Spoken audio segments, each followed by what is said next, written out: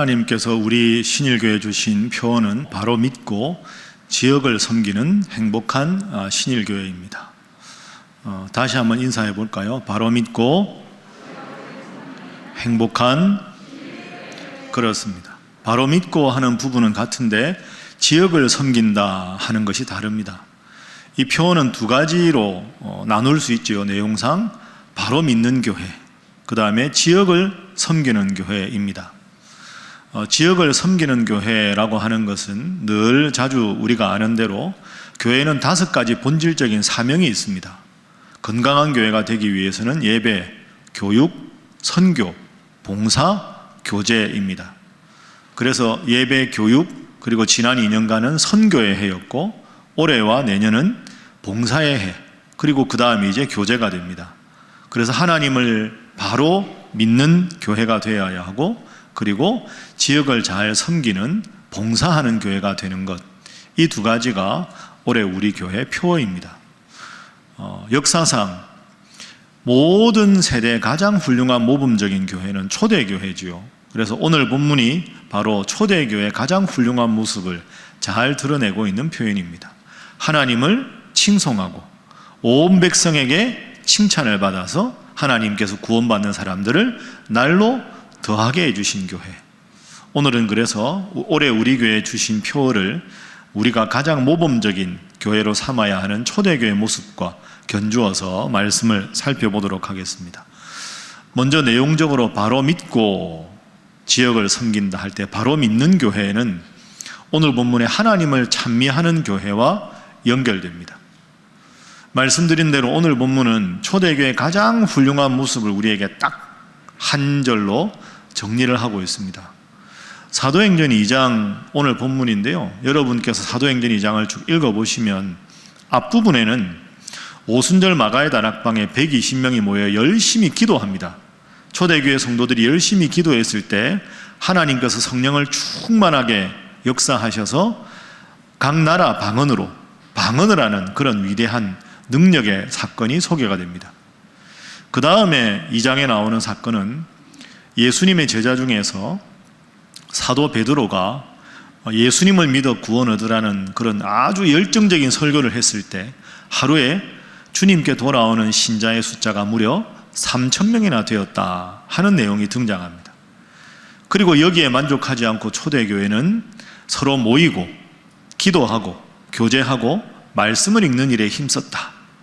그래서 이런 하나님께서 함께 하시는 능력이 있는 교회, 그 교회가 오늘 결론의 47절 말씀입니다. 그래서 초대교회가 모든 세대의 모범이 되는 교회라고 할 때 제일 중요한 첫 번째 요소는 하나님을 찬양하는 교회였다 하는 것을 우리가 정리할 수가 있습니다. 앞서 말씀드린 대로 우리 교회 올해 표어가 바로 믿고 지역을 섬기는 교회입니다. 교회가 왜 이웃을 섬겨야 할까요? 하나님 믿지 않는 지역민들을 왜 섬겨야 할까요? 그 이유는 하나님께서 우리에게 교회를 통해 그 일을 하기를 원하시기 때문입니다. 교회가 지역을 섬기는 가장 근본적인 동기는 믿음입니다. 이 일을 통해서 교회가 칭찬 얻고 교회가 재정이 많으니까 일부분은 해야 되고 그런 게 아니고요.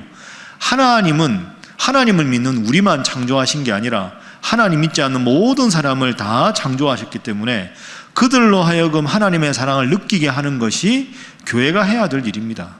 그래서 교회가 봉사의 해를 제정한 가장 근본적인 동기는 하나님을 믿는 믿음에서 출발한 것이다, 이렇게 생각할 수 있습니다. 그래서 궁극적으로는 하나님을 믿지 않고 아직 모르는 이 지역의 많은 분들이 우리 교회가 베푸는 사랑과 섬김을 통해서 하나님을 잘 믿게 되는 것, 그게 우리가 가장 바라는 이상적인 모습이 되겠지요. 여러분 올해 하나님 새해를 주셨는데 어떤 기도 제목을 가지십니까? 수없이 많은 기도 제목이 있으십니까? 그 모든 기도 제목 다 놔두고 이거 하나만 딱 잘하시면 됩니다. 이거 하나만 잘하면 하나님이 다 더해 주실 겁니다. 그게 뭐냐? 초대교회가 하나님을 찬양하고 잘 믿은 것처럼 하나님, 올 한 해 하나님 잘 믿게 해 주십시오. 올 한 해 하나님 앞에 믿음 생활 잘하는 일에 가장 집중하게 해 주십시오. 이렇게 하나님 앞에 바로 서는 일에 노력하면 하나님께서 여러분의 세상살이에 필요한 모든 것을 다 넉넉하게 채워주실 줄로 믿습니다. 이것이 초대교회의 모습입니다.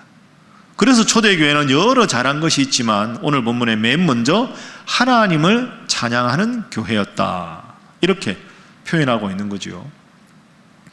그런데 우리가 하나님을 잘 믿으려면 바른 하나님의 상이 우리 속에 딱 정립이 되어 있어야 합니다. 왜곡된 하나님에 대한 잘못된 상이 있으면 하나님 잘 믿는 게 얼마나 어렵겠습니까?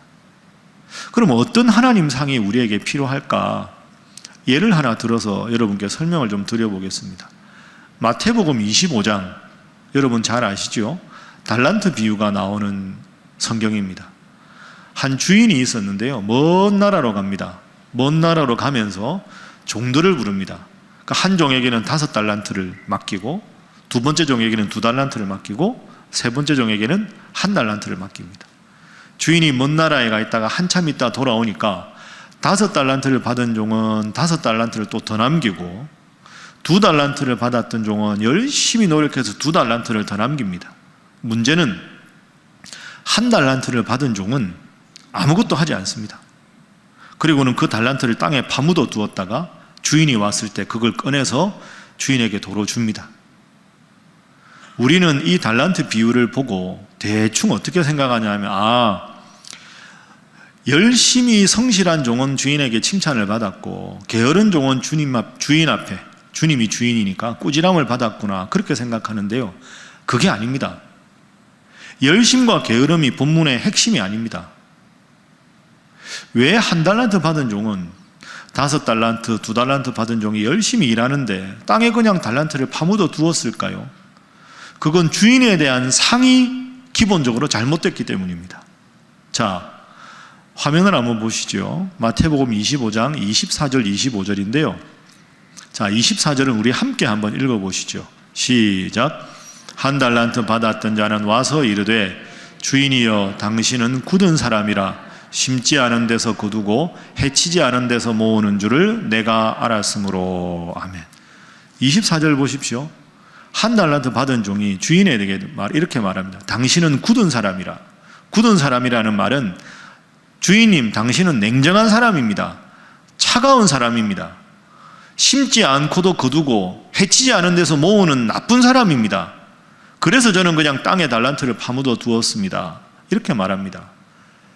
24절에 근본적인 종의 잘못이 있습니다. 종이 주인에 대해서 당신은 냉정한 사람입니다, 차가운 사람입니다, 여러분 이렇게 말하면 안 됩니다. 그 당시 상황을 생각해 보십시오. 종은 주인이 써주지 않으면 방법이 없는 게 종입니다. 자기를 종으로서 사용해 주신 그 주인의 은혜를 망각하고 당신은 차가운 사람입니다, 냉정한 사람입니다, 심지 않아 놓고 거두는 사람입니다, 그래서 저는 땅에다가 달란트를 파묻어 두었습니다. 이건 종으로서 주인에 대한 상이 잘못되어 있는 거죠. 여러분 꼭 기억하십시오. 하나님에 대한 바른 이해와 바른 믿음이 바른 믿음의 행동을 낳습니다. 오늘 신년 첫 번째 주일입니다. 저는 올 한 해 여러분 앞에 위임 목사로서 하나님 말씀을 준비하고 하나님 말씀을 잘 전하는 일에 최선을 다하겠습니다. 여러분들도 올 한 해 다른 인간적인 것, 세상적인 것 다 두고 하나님에 대해서 바른 상을 가지고 하나님 잘 믿기로 결단하면 하나님께서 여러분에게 큰 은혜와 복으로 함께 하실 줄로 믿습니다. 그게 우리가 올 한 해 가장 목표를 두고 해야 되는 바로 믿는 교회, 바로 믿는 성도가 되어야 하는 이유가 됩니다. 자, 이제 두 번째는 초대교회의 모습은 온 백성에게 칭찬을 받은 교회입니다. 여러분 참 멋지지 않습니까? 여기서 주어가 중요한데요, 온 백성에게 칭찬을 받았다 하는 겁니다. 제가 여러분에게 여쭙겠습니다. 우리 신일교회가 좋은 교회입니까? 나쁜 교회입니까? 이 정도 반응 가지고 되겠습니까? 우리 신일교회가 좋은 교회입니까? 나쁜 교회입니까? 좋은 교회입니다. 우리 교회는 좋은 교회, 더 좋은 교회가 돼야 되는 거죠. 그런데 여러분, 우리끼리는 우리 교회 좋은 교회 이렇게 말하는데 정말로 좋은 교회는 교회 안 다니는 다른 분들이 보기에도 좋은 교회여야 합니다. 오늘 초대교회 모습 보십시오. 온 성도에게 칭송을 받은 게 아니고요. 주어가 뭘로 되어 있습니까? 백성입니다. 온 백성에게 칭송을 받는 교회예요. 이야, 참 저 예루살렘 교회 훌륭하다. 예수 안 믿는 우리들도 이렇게 사랑해 주는구나. 이렇게 잘 섬겨 주는구나. 그 하나님 믿지 않고 예수님 믿지 않는 모든 사람들이 다 교회를 이구동성으로 칭찬했다는 거죠. 우리 교회가 봉사해야 되는 이유가 여기 있습니다. 신일교회가 있어서 우리가 감사하고 우리가 더 따뜻한 겨울을 그리고 사랑 많은 이 지역이 되는구나. 그런 칭찬을 받아야 온 백성에게 칭송을 받아야 그게 하나님 보시기에 아름다운 교회가 되는 거죠. 생각만 해도 멋지지 않습니까? 온 지역민들이 다 칭찬하는 우리 신일교회. 어떻게 하면 그런 교회가 될 수 있을까요? 미국의 아주 유명한 한 그 공과대학에서 졸업생들 진로에 대해서 사회학적으로 한번 컨설팅을 받았답니다. 아주 명문 대학의 명문공학대학의 유수한 최고의 교수님들한테 배운 훌륭한 졸업생들이 사회에 진출해서 성공한 직업인으로 얼마나 살아가고 있는가 하는 걸 조사한 겁니다. 뭐 사회에서 성공했다는 기준도 다양하게 볼 수 있겠지만 나름대로 훌륭하게 살아가는 졸업생들을 쭉 조사를 해봅니다. 그 조사를 해보니까 놀랄만한 결과를 얻었다는 거죠. 유명한 공과대학의 훌륭한 전공 실력으로 사회에서 성공한 졸업생들은 불과 15%밖에 되지 않았다는 겁니다. 아니, 명문대학의 좋은 학과를 졸업했으니 전공 실력으로 뛰어나게 인정받을 사람이 훨씬 많았을 것 같은데 그걸로 사회에서 성공한 사람은 15%. 그럼 나머지 85%의 졸업생들은 어떤 것으로 사회에서 성공했을까 보니까 전공 실력은 15%지만 훌륭한 인간관계로 성공한 사람들이 무려 85%다 하는 거죠. 훌륭한 대인관계가 성공의 결정적인 요인이다. 근데 논문이 여기서 끝나지 않습니다. 그러면 그렇게 훌륭하게 성공한 사람들은 대인관계를 어떻게 했는가? 자세히 보니까 세 가지 아주 중요한 성공의 비결이 있더라 하는 거죠. 세 가지 방문이 있더라, 방문. 우리가 누군가를 방문하는 것. 그 세 가지 방문, 발의 방문, 입의 방문, 손의 방문. 이 세 가지를 잘하는 사람이 성공하더라. 저는 이 세 가지가 우리가 2년 동안 지역을 섬겨야 되는데도 똑같이 적용된다고 생각합니다. 먼저 발의 방문이지요. 우리 교회가 이웃사랑 헌금을 하고 재정 중의 일부를 이웃을 위해서 그냥 사용하는 것이 아니라 지역민들에게 찾아가고 그분들 말씀을 듣고 어려운 상황이 뭔지 우리가 먼저 섬기고자 하는 발의 방문이 되어야 그분들이 기뻐하지 않겠습니까? 두 번째는 입의 방문입니다. 그죠? 겸손하게 잘 섬기고. 여러분, 동정과 나눔의 차이를 아시죠? 사람을 동정한다 는 것은 내가 위에 많은 걸 가지고 낮게 보면서 하는 겁니다. 그건 사람의 마음이 불편하게 되는 거죠. 내 눈높이를 낮추어서 같은 눈높이에서 도와드리는 게 나눔입니다. 겸손하게 이웃을 잘 섬기는 마음이 필요한 거죠. 그리고 손으로 가서 직접 방문하는 것. 이 세 가지가 필요합니다. 이게 우리 교회가 해야 될 일이죠. 하나님을 찬미하고 온 백성에게 칭찬받는 일. 그게 초대교회의 모습이고 우리가 해야 될 일입니다. 이 두 가지 열심히 했을 때 초대교회는 큰 부흥이 일어났습니다. 한번 읽어보겠습니다. 시작. 하나님을 찬미하며 또 온 백성에게 칭송을 받으니 주께서 구원받는 사람을 날마다 더하게 하시니라. 아멘. 세 번째 교회의 모습은 하나님 칭송하고 백성들에게 칭찬받으니까 교회가 날로 부흥하게 되는 거죠. 건강하게 성장하게 된 겁니다. 제가 여러분들께 늘 말씀드리죠. 그래서 교회가 양적으로 부흥하는 것, 교회 성도들 숫자가 많아지는 것은 목표가 아닙니다. 그건 질적 부흥의 결과입니다. 기억하십시오. 교회의 양적 부흥은 목표가 아니라 질적으로 하나님 앞에 바로 서면 하나님이 선물로 주시는 겁니다. 여러분의 삶도 마찬가지입니다. 여러분도 본질에 충실하면 하나님은 부흥을 선물로 주십니다. 하나님 앞에 여러분이 바르게 서면 여러분이 구하는 모든 것 하나님께 다 주실 줄로 믿습니다. 그러니 하나님 앞에 새해 예배 잘 드리고 말씀대로 살아가고 하나님 뜻을 구현하기 위해서 힘쓰면 저절로 우리가 세상에서 구하는 모든 것은 하나님께서 덤으로 주신다 하는 것이 오늘의 본문 말씀입니다. 제가 작년에도 여러분들에게 몇 번 광고한 대로 올해는 우리 교회를 설립하신 초대 이일선 목사님이 태어나신 지 100주년이 되는 해입니다. 그래서 그걸 기념해서 올해 받으신 달력에 보면 초대교회 목사님의 자취에 대해서, 초대교회 성도들의 모습에 대해서 12달을 달력으로 구성을 했습니다. 그러다 보니까 많은 분들이 저한테 목사님, 초대교회 목사님이라서 이렇게 달력을 제작하고 행사를 하는 건가요? 그렇게 저한테 물으시는데 사실은 그렇지 않습니다. 제가 신일교회 담임 목사라고 해서 일대 목사님을 의도적으로 부각시킨다, 저는 그렇게 생각하지 않습니다. 작년에 제가 우리 초대 이일선 목사님에 관한 기록들을 쭉 읽어본 제 결론은 이일선 목사님은 우리 교회 초대 목사님이라서가 아니라 한국 교회 역사에서 감추어진 보석 같은 분이다 하는 것이 후배 담임 목사인 저의 결론입니다. 그래서 당회는 여러 가지 행사를 계획하고 이것을 여러분들께도 적극적으로 하반기에 알려드리려고 합니다. 예를 한번 잠깐 들어보죠. 우리 신일교회 창립일은 1945년 11월 18일입니다. 그 당시에 이일선 목사님은 전도사 신분이셨습니다. 어머님과 더불어서 여기 이제 북을 쳐가면서 11월 18일 날 우리 신일교회를 창립하신 거죠. 그리고 목사님은 1950년에 목사 안수를 받으셨습니다. 그리고 1951년에 목사님 신분이심에도 불구하고 서울대학교 의과대학에 입학을 하셨습니다.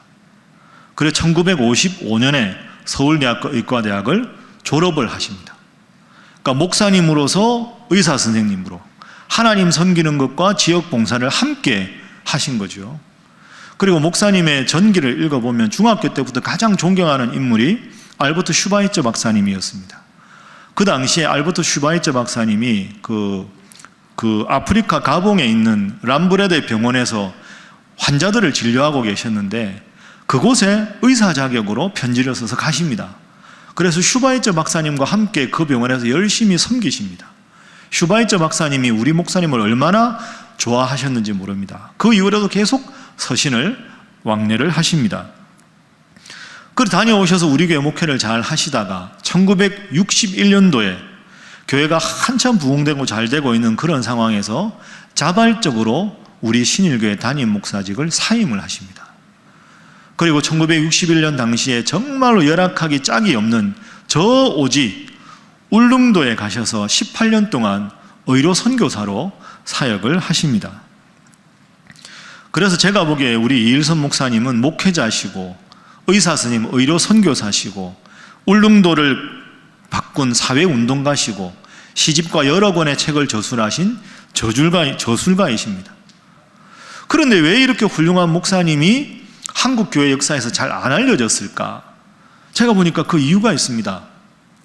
우리 교회 창립이 1945년 11월 18일이라고 말씀드렸는데 1945년 4월 달에 이일선 목사님께서 당시 조선신학교에 입학을 하십니다.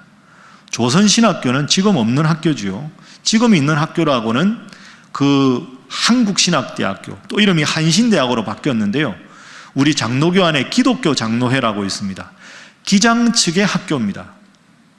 거기를 졸업을 하셨습니다.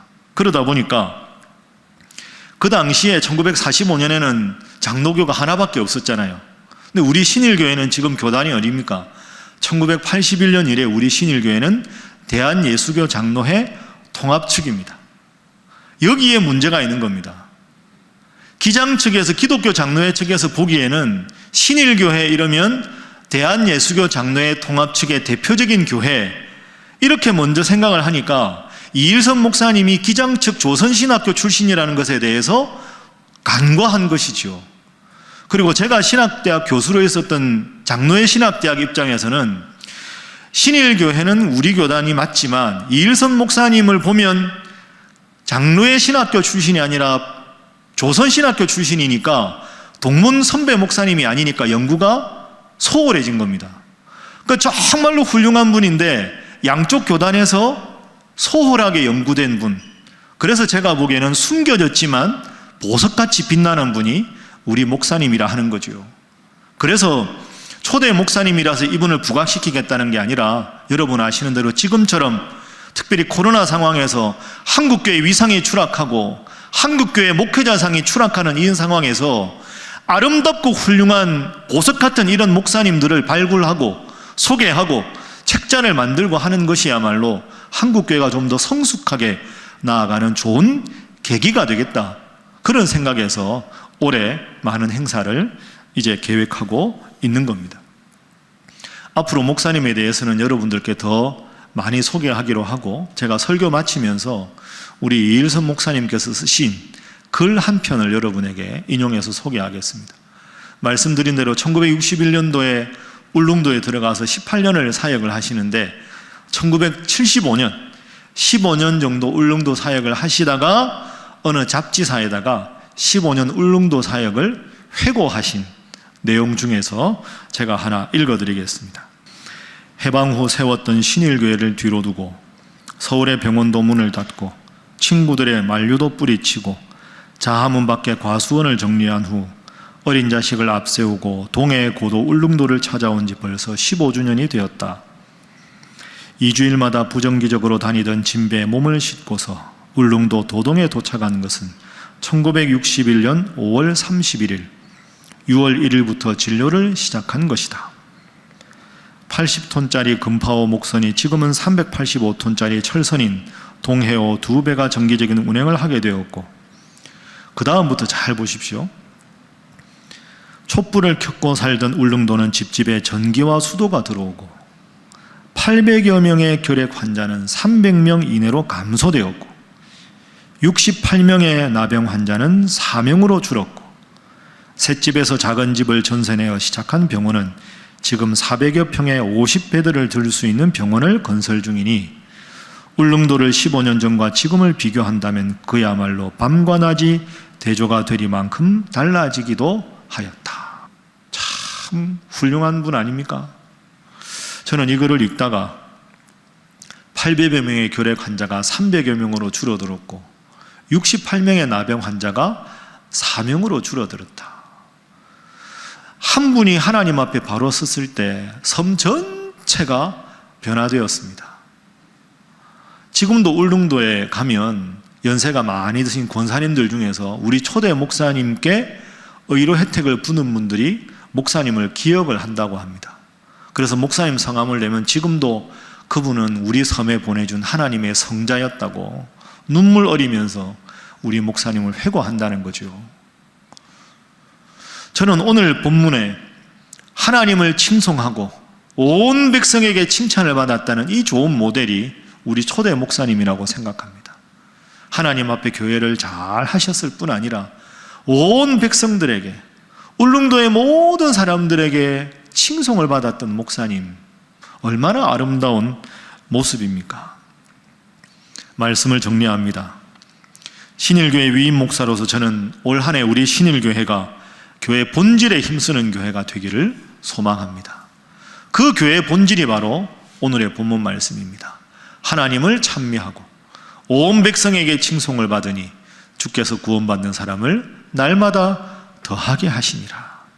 이렇게 하나님 앞에 쓰임받는 우리 신일교회, 신앙의 본질에 힘쓰셔서 하나님 앞에 큰 복 받는 올해 여러분의 삶이 될 수 있기를 주님의 이름으로 축복합니다.